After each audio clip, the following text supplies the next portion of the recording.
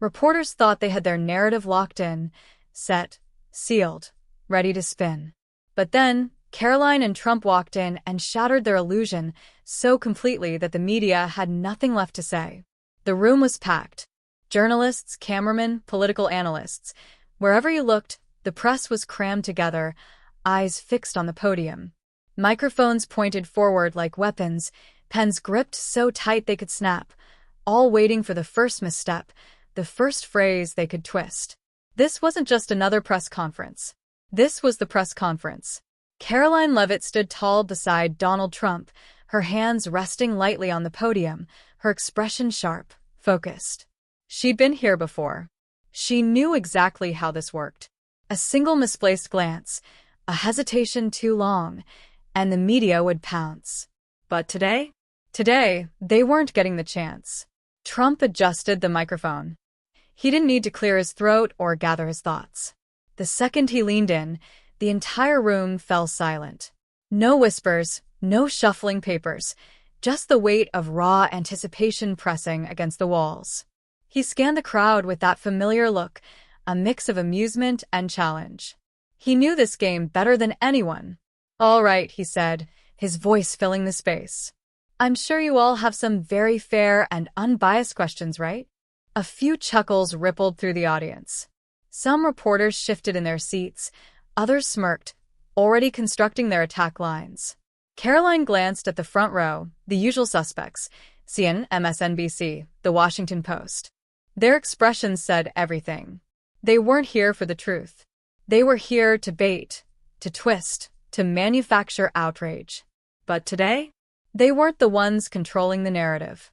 Trump continued, "We've got a lot to discuss: border security, the economy, the absolute disaster unfolding under this administration. But let's start with whatever nonsense you guys have prepared today." And just like that, the floodgates opened. Hands shot up. Reporters leaned forward. The energy in the room shifted from tense silence to controlled chaos. A woman in the front row, seasoned, rehearsed, the kind of voice built for commanding attention on television, spoke first. "Mr. Trump, with the upcoming election, many Americans are concerned that your policies are dangerous for democracy. How do you respond?" Karoline didn't flinch, but she felt it, the setup. Trump tilted his head, feigning curiosity.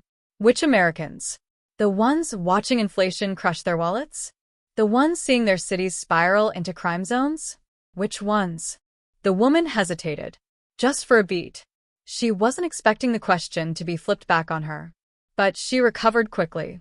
"The concern is that your rhetoric is divisive, that you're undermining faith in our institutions." Karoline finally spoke. Her voice was steady, controlled.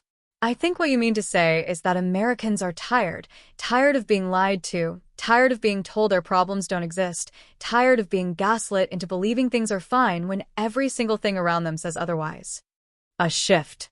A flicker of exchanged glances among journalists. Cameras zoomed in. But Karoline wasn't done. "They don't distrust institutions because of rhetoric," she continued. "They distrust them because they've seen what happens when those institutions stop working for them." Silence. A beat. And then, another voice, cutting through, louder, sharper, more aggressive. And just like that, the real attack began.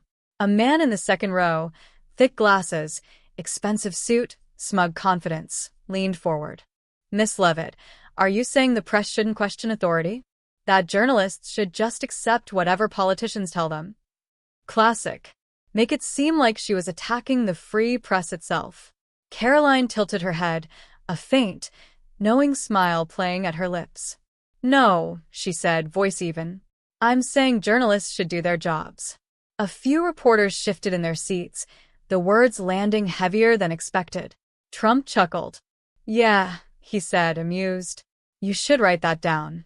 The man in glasses pressed on, unwilling to let it slip away. "So, you believe the media is the enemy of the people?" There it was. The headline they wanted. Karoline could practically hear it forming in their heads.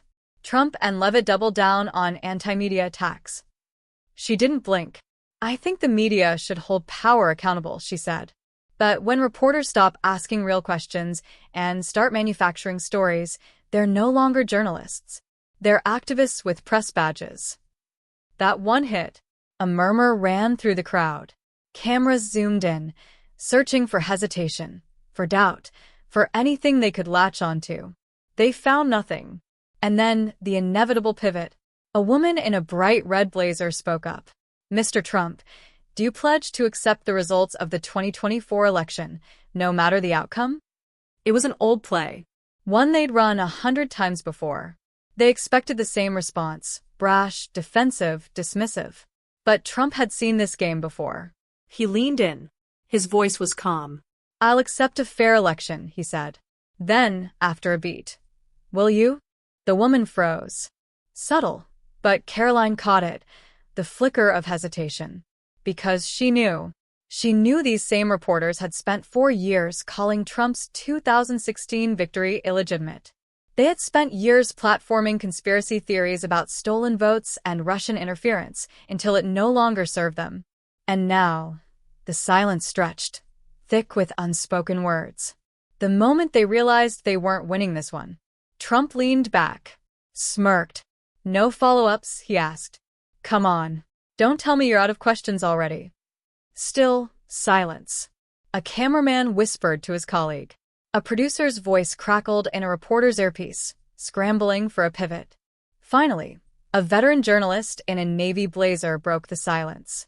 "Mr. Trump," she said, urgent now, "you've repeatedly claimed the 2020 election was unfair. Are you telling your supporters now that the only way you'll accept 2024 is if you win?" Karoline could already see it. They were out of moves. They were going back to the well.